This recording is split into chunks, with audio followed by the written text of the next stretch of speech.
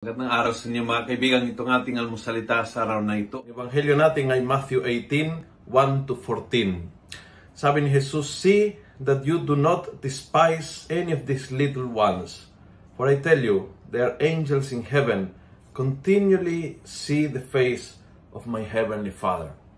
So, siguraduhin mo na hindi mo minamata pobre ang mga taong maliliit. Siguraduhin mo na hindi mo inaapakan, hindi mo inaapi, hindi mo inaabuso, hindi mo binabastos, hindi mo binabalewala ang mga taong maliliit.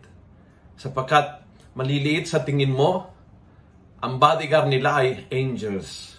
Angels na araw-gabi ay nasa harapan ng Ama. Kumbaga, dakilang angels ito. Yung kalawan mo ay ang mismo Diyos at ang kanyang mga tanod. Kaya, ingat ka sa pagtrato sa mga maliliit.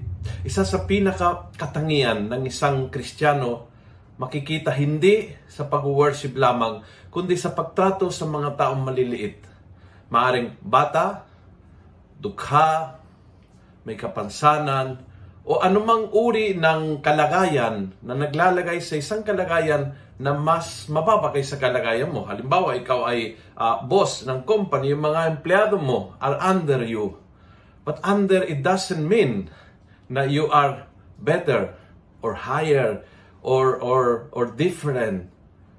Lower is nayuyuko ka at alagaan mo yung mga yan. Tulad ng ginawa ni Jesus. Yun po yung modelo ng pagtrato sa mga tao na under you is yung ginawa ng Panginoon. You go down to serve them.